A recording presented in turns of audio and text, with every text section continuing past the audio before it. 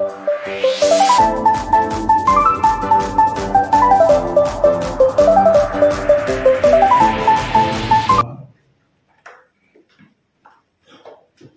di dalam surga, kami naikkan puji dan syukur kepadamu ya Tuhan, oleh karena kasih-Mu, kebaikan-Mu, kuasa dan mujizat yang kami alami sehingga kami boleh ada memasuki tahun baru ini dan boleh memasuki minggu kedua. Kami percaya semua karena campur tangan. Sebentar kami akan mendengarkan firman-Mu ya Tuhan. Singkapkanlah ya Tuhan segala sesuatu yang Engkau mau, yang Kau nyatakan kepada kami, memulihkan kami, menguatkan kami, meneguhkan kami, bahkan menegur kami ya Tuhan. Pulihkanlah keadaan kami ya Tuhan, lewat firman Tuhan yang kami dengar, supaya firman Tuhan menjadi kekuatan baru yang selalu baru setiap hari bagi kami. Terima kasih Bapa di dalam surga. Kami percaya firman-Mu ya dan amin. Firman-Mu berkuasa dan kami percaya mujizat ada di dalam firman-Mu. Di dalam nama Tuhan Yesus Kristus kami berdoa dan siap mendengarkan firman Tuhan. Haleluya. Amin. Silakan duduk Bapak Ibu, shalom. Puji nama Tuhan. Bapak Ibu dikasih Tuhan, hari ini khotbah saya beri judul mujizat perkataan. Tentu saja perkataan yang saya maksudkan adalah perkataan Tuhan. Firman Tuhan saya percaya ada mujizat, amin. Firman Tuhan berkuasa. Firman Tuhan memiliki kuasa yang dapat menolong setiap orang yang percaya. Mari kita membuka Alkitab kita dari kitab Lukas pasal yang ke-7 ayat yang ke-6 sampai ayat yang ke-8. Bisa dibaca kan? Ada cuma 3 ayat, ayatnya panjang ya. Saya bacakan Lukas 7 ayat 6 sampai 8. Demikian firman Tuhan. Lalu Yesus pergi bersama-sama dengan mereka.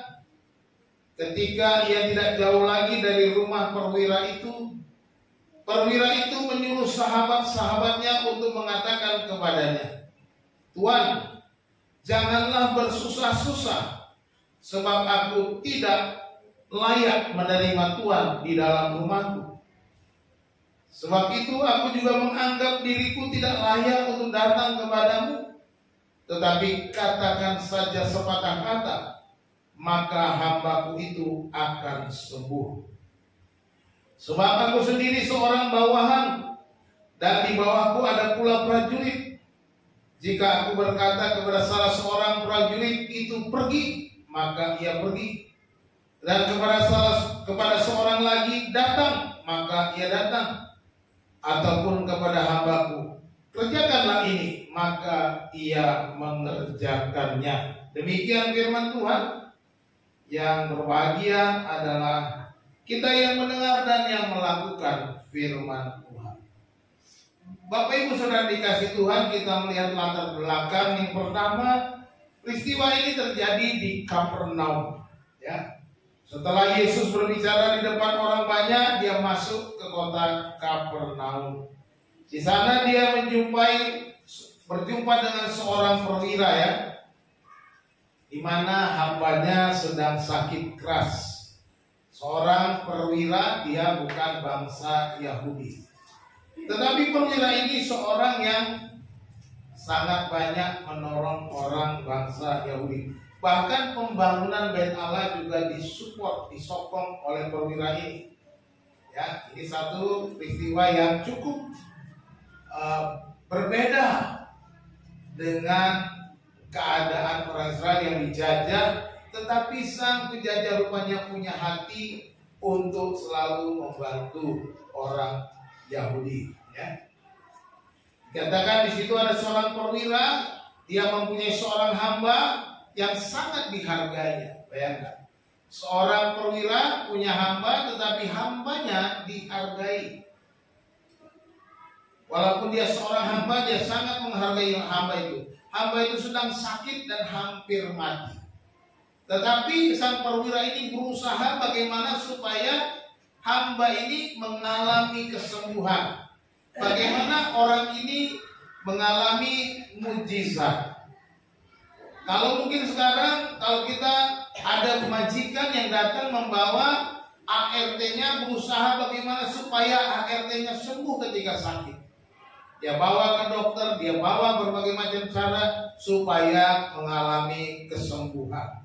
Demikian juga perwira ini, walaupun dia bukan orang Yahudi, seorang perwira punya pangkat, ya, seorang pejabat, tetapi dia menghargai orang lain. Nah, perwira ini meminta Yesus untuk menyembuhkan. Ya. Ketika perwira itu mendengar tentang Yesus, ia menyuruh beberapa orang tua Yahudi kepadanya untuk meminta supaya datang dan menyembuhkan hambanya. Perhatikan, dia datang meminta supaya tua-tua Yahudi datang kepada Yesus karena merasa bahwa yang layak untuk berjumpa Yesus itu sesama Yahudi. Ya. Lalu tua-tua Yahudi itu juga meminta supaya Yesus menolong perwira itu. Mereka datang kepada Yesus dan dengan sangat mereka meminta pertolongannya. Katanya, ia layak engkau tolong. Itu alasannya adalah karena sebab ia mengasihi bangsa kita dan dialah yang menanggung pembangunan rumah ibadat kami. Jadi orang ini orang yang sudah dekat dengan Tuhan. Hanya dia belum menjadi seorang yang percaya kepada Tuhannya orang Yahudi. Tetapi dia sangat menghargai orang-orang Yahudi. Dia menjadi seorang perwira, dia menghargai hambanya yang mungkin juga hambanya bukan satu suku, satu bangsa dengan dia. Hamba di situ artinya budak, ya.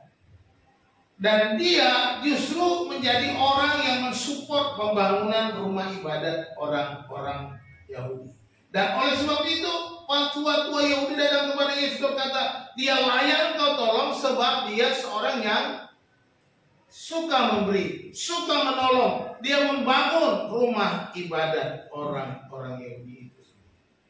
Nah, kita akan belajar hari ini bagaimana kita mengalami mujizat perkataan. Di dalam Yesaya pasal 55 ayat 11 berkata, demikianlah firman-Ku yang keluar dari mulut-Ku, ia tidak akan kembali kepadaku dengan sia-sia, tetapi ia akan melaksanakan apa yang Ku kehendaki dan akan berhasil dalam apa yang Kusuruhkan kepadanya. Firman Tuhan berkata bahwa firman Tuhan yang keluar dari mulut Tuhan tidak akan pernah kembali dengan sia-sia.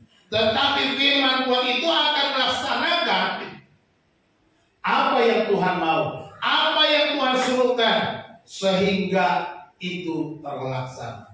Dengan kata lain, firman Tuhan itu berkuasa, firman Tuhan itu tidak akan kembali sia-sia, firman Tuhan itu akan terjadi sesuai dengan apa yang dikatakan. Firman Tuhan itu hidup dan berkuasa. Inilah yang dikatakan oleh firman Tuhan.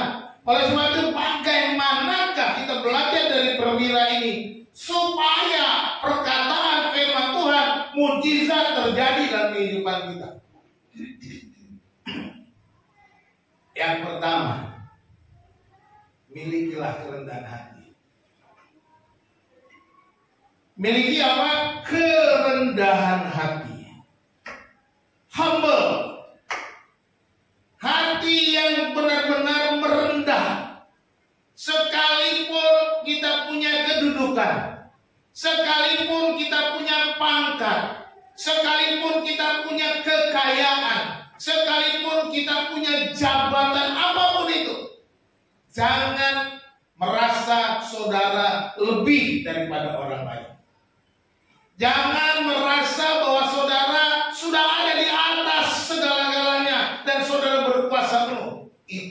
namanya kesombongan. Firman Tuhan dengan tegas berkata, Allah sangat membenci kesombongan. Oleh sebab itu, milikilah kerendahan hati. Dikatakan di dalam ayat 6 itu, lalu Yesus pergi bersama-sama dengan mereka. Ketika ia tidak jauh dan lagi dari rumah perwira itu menyuruh sahabat-sahabatnya untuk mengatakan kepadanya. Perhatikan, dia menyuruh siapa? Sahabat-sahabatnya. Dan dia apa yang dikatakan? Tuhan, janganlah bersusah-susah, sebab aku tidak layak menerima Tuhan di dalam rumah. Sarah dia merasa tidak layak di hadapan Tuhan. Tuhan Yesus dia melihat betapa luar biasa, betapa kudus, betapa ini pribadi yang lain daripada semua yang lain, orang-orang yang di antara orang Yahudi, bahkan lain dengan orang-orang nabi-nabi yang dia pernah dengar, kisah-kisah yang dia pernah, orang-orang hebat, para ahli-ahli Yunani dan segala macam. Ini orang yang berbeda. Sekalipun dia seorang perwira, datang saja dia merasa tidak layak. Dia minta tolong sahabat-sahabatnya, orang-orang Yahudi, tua-tua Yahudi, dan berkata, janganlah bersusah-susah, sebab aku tidak layak. Hatinya benar-benar merendahkan diri di hadapan Tuhan. Hatinya benar-benar merasakan bahwa aku ini nggak ada apa-apa. Walaupun aku punya jabatan, aku punya status di antara orang-orang Yahudi, aku bisa ngomong kepada semua orang Yahudi apa saja sesukaku. Aku bisa berpindah apa saja kepada orang-orang Yahudi karena aku adalah perwakilan Kekaisaran Romawi. Bisa dia begitu. Tetapi perwira ini tidak berkata begitu. Perwira ini tidak melangkah dengan cara-cara pendekatan kekuasaan. Kemarin atau tadi saya baca berita agak unik. Sebuah mobil plat B36 dikawal oleh patroli pengawal. Kalau B36 itu biasanya menteri, jenisnya itu pejabat-pejabatnya menteri. Cus, lewat. Karena tiba-tiba ada sebuah taksi Alphard menyimpang atau menghalangi perjalanan. Sang yang mengawal itu dengan sepeda motor nunjuk-nunjuk gini, nggak tahu yang ngomongin apaan, dan merasa bahwa orang-orang netizen mulai rame, sombong banget, arogan banget, baru jadi menteri, baru jadi pejabat negara, kok sudah seperti, ya jalan aja, nggak usah begitu. Kira-kira netizen mah bisa macam-macam. Yang mana yang benar? Apakah itu netizen yang benar atau si patroli yang benar? Kita nggak tahu. Ya, tetapi kita lihat kadang-kala para pejabat menggunakan kekuasaannya untuk ngatur-ngatur orang supaya lebih dihargai, supaya lebih dihormati, supaya lebih didahulukan. Ini para pejabat. Tetapi kemudian dikonfirmasi, sang pengguna B36 itu bilang, waktu itu saya nggak ada di dalam mobil, jadi bukan karena ngawal saya. Ya kebetulan pejabatnya namanya Raffi Ahmad. Mana yang benar?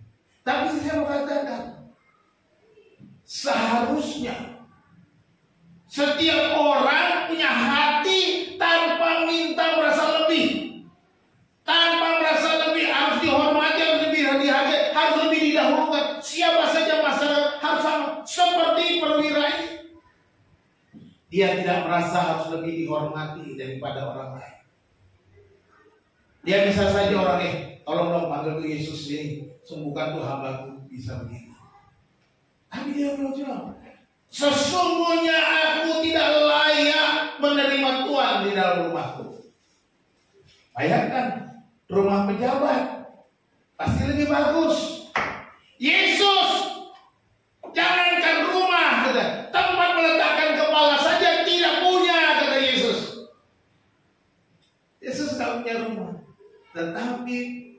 sang perwira itu, aku tidak layak menerima engkau dalam rumahku. Rumah yang bagaimana yang tidak layak? Tentunya pastilah rumah sang perwira lebih bagus daripada rumah orang-orang Yahudi.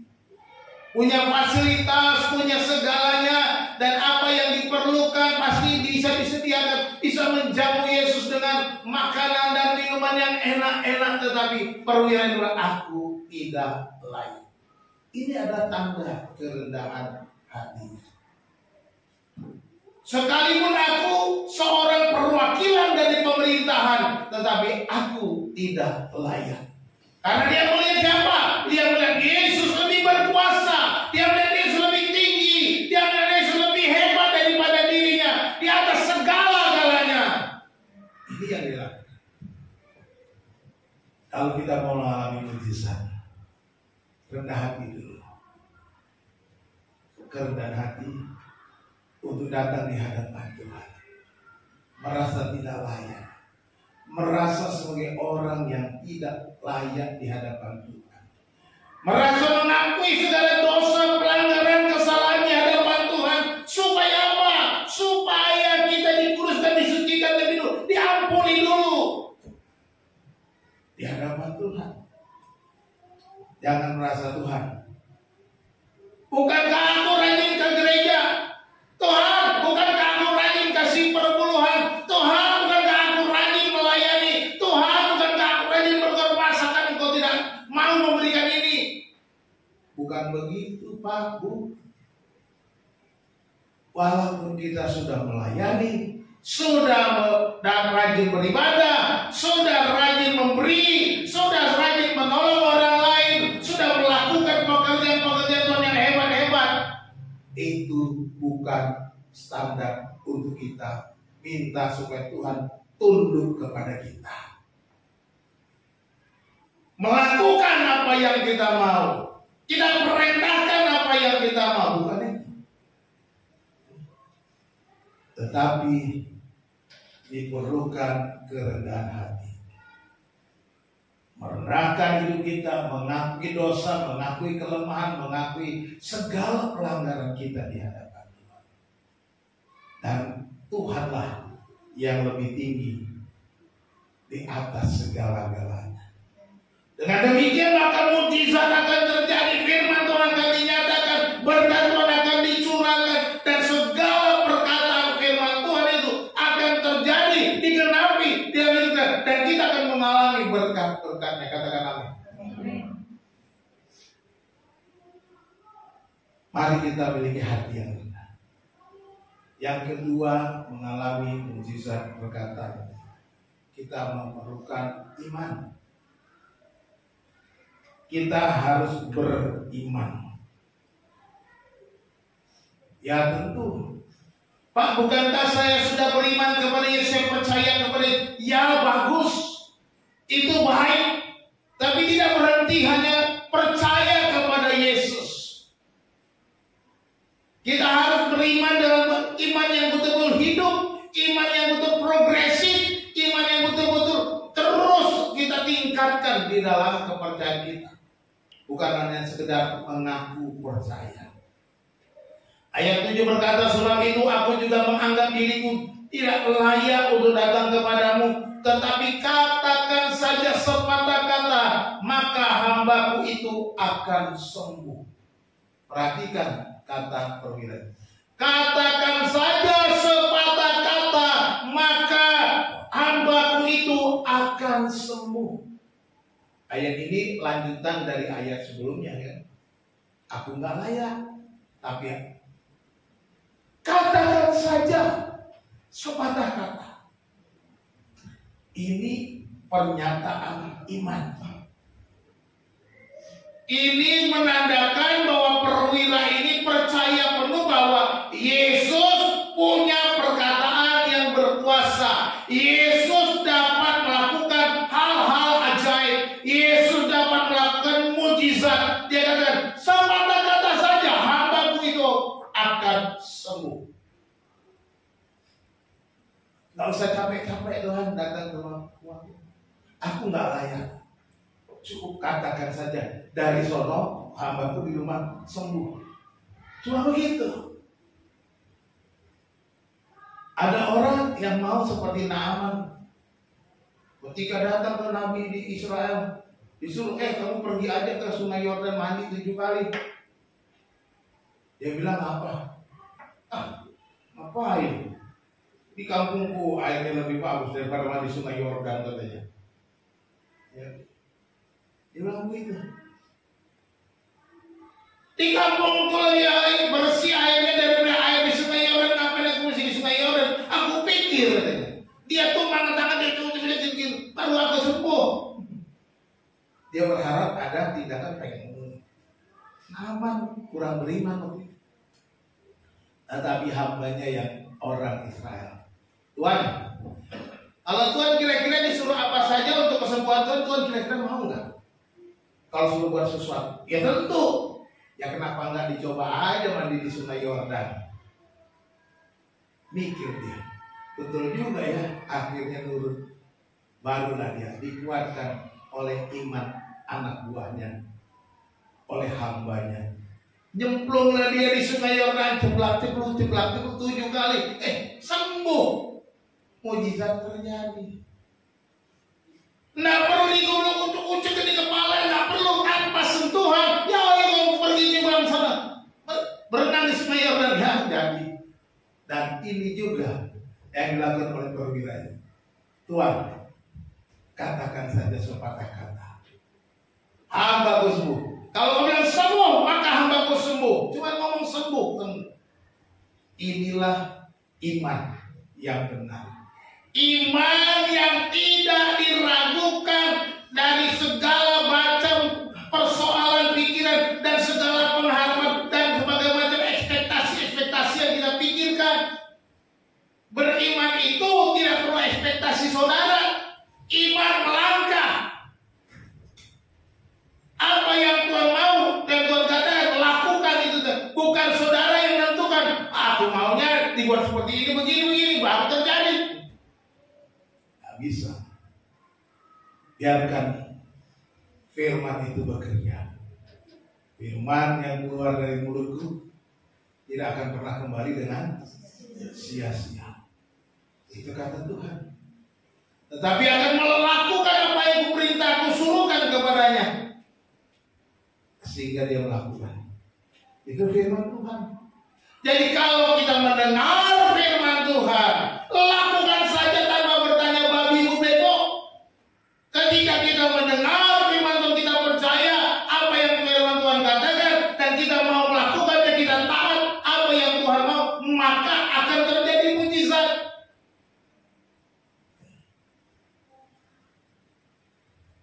Saya harus katakan, banyak kali kegagalan orang Kristen mengalami mujizat oleh karena kurang beriman. Ya, kurang beriman. Gak berani melangkah karena berpikirnya terlalu banyak. Gak berani melangkah. Apa iya? Kalau aku begini nanti Tuhan akan pelihara.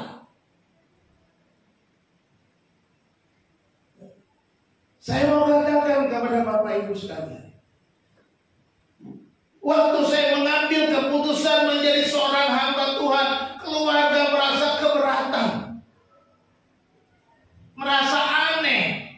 Belum ada keluarga kita yang jadi pendeta dari keluarga saya. Nanti kamu mau jadi apa? Kira-kira gitu. Tetapi saya katakan, saya akan jadi hamba Tuhan, saya akan berangkat ke Jogja, saya akan sekolah jadi hamba Tuhan. Titik. Apakah saya akan makan atau tidak, itu bukan urusanku, urusan Tuhan. Itu aja. Enggak menjadi persoalan bagaimana akan terjadi di depan, tapi saya mau melangkah menjadi seorang hamba Tuhan dan saya mau melakukan firman Tuhan. Tuhan bilang, aku akan memelihara. Ya, aku percaya dia pelihara. Berilah maka aku akan diberi, maka aku lakukan. Dan betul-betul aku diberi. aku menuai. Itu yang terjadi. Tapi kita kadang-kadang, bagaimana ini menabur? Ini udah pas-pasan. Apa bisa? Apa cukup? Kan gitu. Besok bagaimana? Gaji cuma segini, kecil. Kalau saya potong-potong buat bergereja, buat perpuluhan, nggak ada buat saya dong. Nah inilah keraguan-keraguan kita. Kurang beriman. Seorang janda yang miskin datang ke bait Allah, diperhatikan oleh Tuhan. Sesungguhnya janda ini memberi lebih banyak daripada yang lain. Sebab dia memberi seluruh nafkah hidupnya. Tapi orang lain memberi dari kelebihannya. Kalau saya punya uang 100.000, Pak Sukadi punya uang cuma 10.000, lalu kami memberi 10.000 masing-masing. Siapa yang paling banyak memberi? Pak Sukadi. Karena dia kasih semuanya. Saya masih ada 90.000, masih bisa pergi ke warteg. Pak Sukadi gak bisa ke warteg lagi karena sudah kasih semua untuk Tuhan. Tapi apakah Pak Sukadi akan kelaparan? Tidak.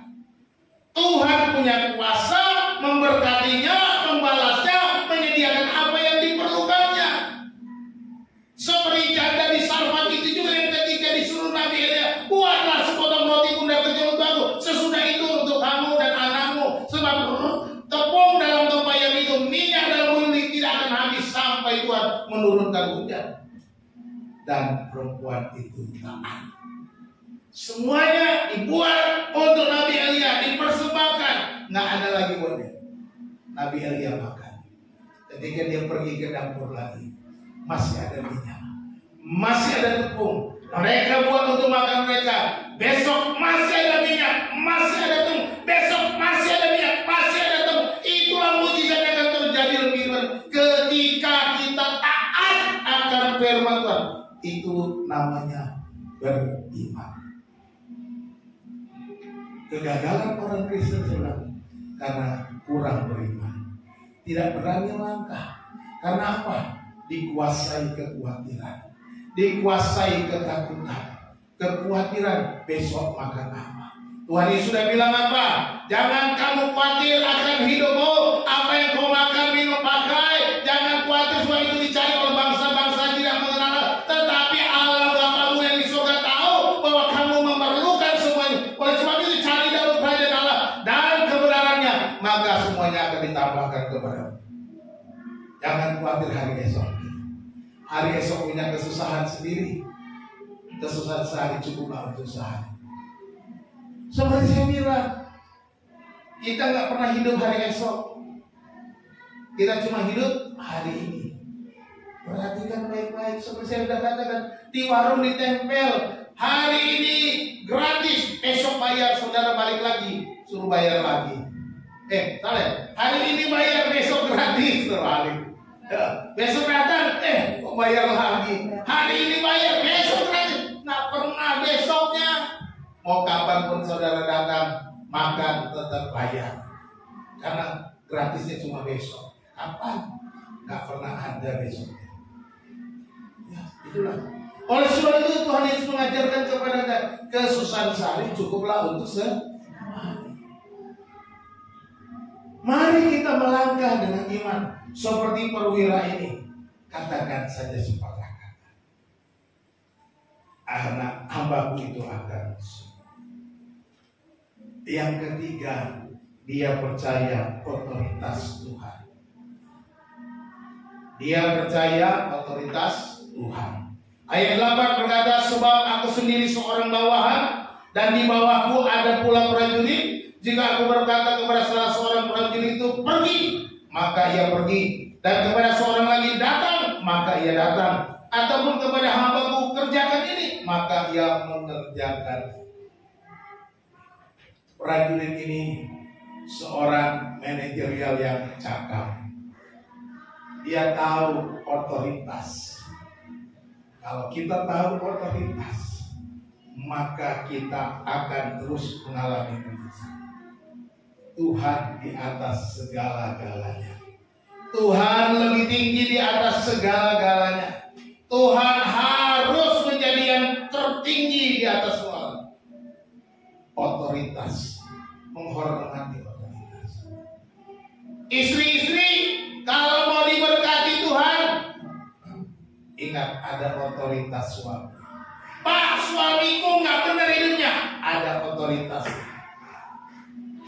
Mau benar nggak benar suami, otoritasnya engkau harus hormati. Saya mengatakan itu. Pahit nggak pahit, otoritasnya harus dihormati. Karena engkau sedang menghadapi berkat-berkat yang akan Tuhan sediakan. Kalau kita sudah menyadari itu, otoritas sudah sadar, jangan pernah melanggar otoritas itu, maka akan ada berkat, akan mengalir berkat. Jadi jangan menganggap sepele otoritas. Anak-anak, hormati orang tuamu, ada otoritas. Jangan melawan orang tuamu, supaya panjang umurmu kata Tuhan. Dan engkau diberkati. Otoritas. Kita semua, otoritas tertinggi adalah milik Tuhan. Dia berkata kepada Tuhan, aku ini seorang bawahan. Walaupun dia perwira, dia merasa ada yang di atasnya. Di bawahku ada prajurit. Kalau aku bilang kepada prajurit, sini, datang sini, dia datang. Pergi sana, dia pergi. Kepada hambanya bilang, kerjakan ini, bersihkan ini, pel ini, tolong sepatuku, tolong semir sepatu. Maka dia kerjakan. Karena dia punya posisi. Tetapi dia tahu, di hadapan Tuhan, otoritas Tuhan lebih tinggi. Di hadapan Yesus, sang manusia sejati, sang manusia ilahi itu, dia merendahkan diri dan dia mengakui otoritas Yesus dan berkata, engkau lebih tinggi dari aku. Ngomong aja, katakan saja sepatah kata. Karena engkau punya otoritas, maka apa yang kau katakan itu akan terjadi. Demikian juga kita, kalau kita mengakui otoritas firman Tuhan, maka firman Tuhan itu akan terjadi. Tapi kalau kita tidak mengakui otoritas firman Allah, maka kita tidak pernah akan mengalami mujizat. Gimana mau mengalami mujizat? Nggak percaya firman gua kuasa. Nggak percaya firman ini punya kuasa lebih tinggi. Bukan Alkitab yang dikatakan ini udah jelek-jelek, ini bukan. Tapi isinya, itu yang penting. Yang kita baca itu yang berkuasa. Ya, kalau bukunya mah cuma kertas 30 plastik, percetakan LAI, biasa saja. Ya. Tapi isinya, bagaimana kita mengakui bahwa firman Tuhan itu ya dan amin. Mengakui bahwa firman Tuhan itu berkuasa, mengakui bahwa firman Tuhan berotoritas dalam segala segi kehidupan kita, maka firman Tuhan akan terlaksana seperti kata Yesaya 55 ayat 11 itu. Maka firman itu akan melakukan. Hati-hati dalam kehidupan kita. Jangan sampai yang dilakukan firman Tuhan adalah penghakiman. Ya. Bagi kita yang bandel-bandel, bagi kita yang masa bodoh, bisa saja Tuhan menghukum. Firman Tuhan yang penghakiman, penghukuman terjadi. Jadi jangan main-main dengan Tuhan. Jangan mempermainkan Tuhan. Jangan seenaknya dewe untuk Tuhan dan melakukan firman Tuhan itu seperti sepi saja. Hati-hati. Firman Tuhan berkuasa. Bukan hanya memberkati, tetapi firman Tuhan berkuasa untuk menghukum, menegur. Supaya kita berbalik, itu tujuannya. Bukan karena Tuhan tidak sayang, Tuhan sayang maka dia tegur, Tuhan sayang maka dia menghukum kita supaya kita berbalik dan bertobat. bertobat, supaya kita hidup dalam kasih-Nya, supaya kita hidup dalam naungan-Nya, supaya kita mengalami berkat-berkat-Nya, supaya hidup kita semakin berkelimpahan. Ini yang Tuhan mau. Hidup berkelimpahan itu terjadi. Ini yang Tuhan mau, supaya kita semakin diberkati.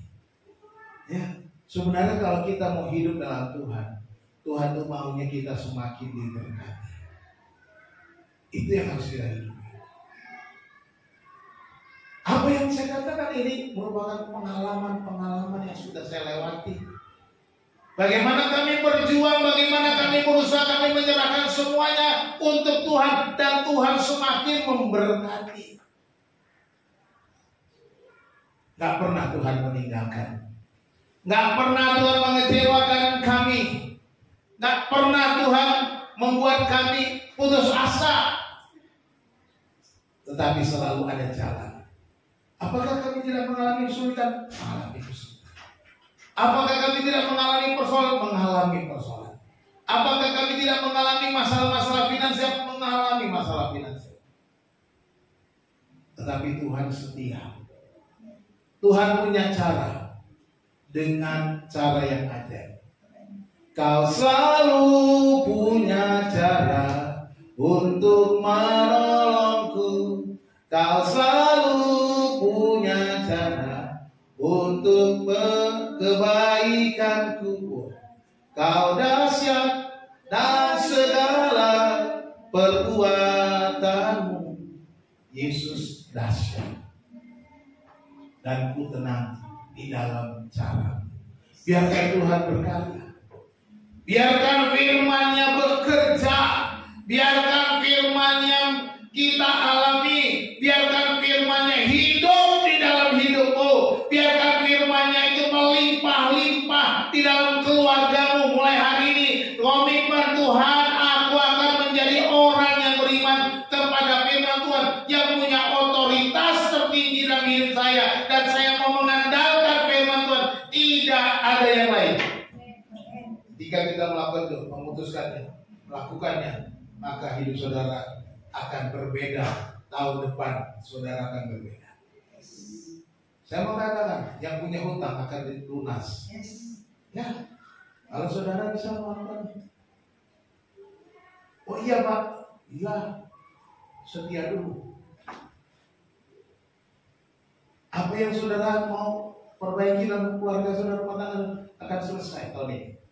Kalau saudara biarkan firman Tuhan bekerja.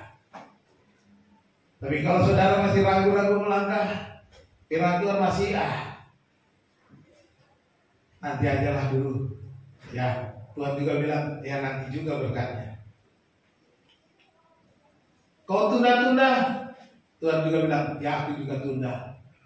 Kapan-kapan lah. Kalau kau sempat, aku juga akan sempat. Enak gak gitu? Mari kita benar-benar mengandalkan Tuhan. 3 hal mujizat di dalam perkataan. Pertama, rendah hati. Rendahkan diri di hadapan Tuhan dengan pengakuan dosa dan kelemahan-kelemahan kita. Ya, jangan merasa lebih oleh karena punya sesuatu. Jangan merasa lebih oleh karena saudaranya punya pangkat. Jangan merasa lebih oleh karena kakaknya, adiknya, omnya, tantenya jadi pejabat, jadi menteri. Gak usah andalkan mereka. Sebab firman Tuhan apa? Terkutuklah orang yang mengandalkan manusia dan yang mengandalkan kekuatannya sendiri. Tetapi siapa yang diberkati? Diberkatilah orang yang mengandalkan dan yang menaruh harapannya pada Tuhan. Itu sudah jelas. Rendah hati seperti perwira itu. Aku mah gak ada apa-apanya. Tuhan lebih. Yang kedua, kita harus beriman. Percayalah bahwa firman Tuhan berkuasa melakukan mujizat sekalipun kelihatannya mustahil bin mustahil. Mustahil, gak mungkin. Apa iya hidupku akan lebih baik kalau aku lakukan firman Tuhan. Apa benar aku akan menuai kalau aku sudah menabur? Jangan-jangan aku tambah susah. Ini kurang iman. Sekarang waktunya kita berubah, melangkah dengan iman yang sungguh-sungguh. Beriman tanpa babi bu bebo, walaupun itu berat, mustahil, tapi melangkahlah dengan iman. Yang ketiga, kita mengakui otoritas Tuhan. Ya. Serahkan diri kepada Tuhan tiap-tiap hari agar memerintah di dalam hati kita dan berkuasa penuh dalam hidup kita. Tiap hari serahkan diri kepada Tuhan. Tuhan, Engkau yang punya otoritas. Hidupku adalah tangan. Kalau zaman dulu waktu saya masih kecil ada stiker tuh, stiker gambar tangan. Tangan ada tempelan foto. Jadi ada taruh foto. Hidupku dalam tangan Tuhan. Zaman sekarang udah gak pernah ada lagi tuh stiker gitu. Jadi saya waktu SMP seperti itu tempelnya di Alkitab ini. Ada foto saya, hidupku dalam tangan Tuhan. Tapi banyak orang itu tempel-tempel gitu, tapi nggak dalam tangan Tuhan. Suka-sukanya dia, bukan suka-sukamu Tuhan, suka-sukaku Tuhan katanya. Suka-sukaku Tuhan, bukan suka-sukamu Tuhan, tapi suka-sukaku. Nah itu. Jadi kita percaya otoritas. Bagaimana kita percaya otoritas? Serahkan hidupmu tiap-tiap hari supaya Tuhan yang merintah, supaya Tuhan yang berkuasa, supaya Tuhan yang bekerja, bukan kita yang memerintah Tuhan. Ya kan? Ada kita pernah merintah Tuhan? Ada yang begitu. Tuhan, kalau besok Tuhan gak kirim saya makanan, saya gak mau lagi kasih ke gereja. Itu dia nama perintah Tuhan tuh, ngambek. Emang lu siapa? Kata Tuhan. Oh, lu yang ngatur gue. Kalau Tuhan ngomong kira-kira begitu. Nah itulah orang yang selalu merintah Tuhan, ngancem-ngancem Tuhan. Kalau nggak begini, awas lu. Itu gayanya anak kecil, ya kan? Anak kecil suka ngancem bapaknya. Aku begini, nggak mau. Gayanya anak kecil. Jangan begitu. Padahal anak kecil harus tahu. Kalau bapaknya pasti tahu, pasti sayang, pasti sediakan apa yang dia perlu. Amin. Demikian juga bapak saudari kita. Tidak perlu ngambek sama Tuhan. Tidak perlu sakit hati kalau saudara belum dikasih. Tidak perlu marah kalau belum dijawab doamu. Tidak perlu. Ada otoritas Tuhan. Tuhan terserah padamu. Seperti khotbah Pak Soekardi, jikalau Tuhan menghendaki. Jadi kehendak Tuhanlah yang jadi. Kalau dalam bahasa Arabnya itu dalam Alkitab terjemahan lama, itu dia khotbah hari Jumat itu insya Allah itu. Tulisannya insya Allah. Itu terjemahan lamanya. Ya. Sekali lagi Bapak Ibu saya bilang, jangan alergi dengan bahasa Arab. Orang Kristen di Arab pakai bahasa Arab, nggak pakai bahasa Batak, nggak. Saya kasih tahu, saya jamin. Orang Kristen yang di Arab sana, dia ngomongnya nggak pakai bahasa Jawa, nggak pakai kulun, matur nuwun Gusti, enggak.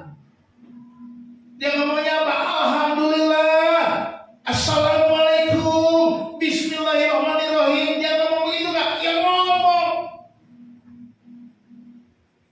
Jadi nggak usah alergi dengan bahasa. Kalaupun saudara kita bilang itu bahasa gue, ya bahasanya orang Arab kok, bukan bahasamu sendiri. Ya gitu kan, betul nggak Bu Ida? Bahasanya orang Arab bukan bahasanya agama sebelah, bukan. Walaupun mereka klaim begitu. Makanya di medsos kemarin misalnya, waduh, lagu-lagu cinta di Arab dinyanyiin pakai sholawat. Nah, karena nggak tahu artinya, dikira itu lagu sholawat, padahal lagunya lagu jatap-jatap yang nyanyi orang Kristen menyanyinya. Ya iyalah, dikiranya lagu doa untuk.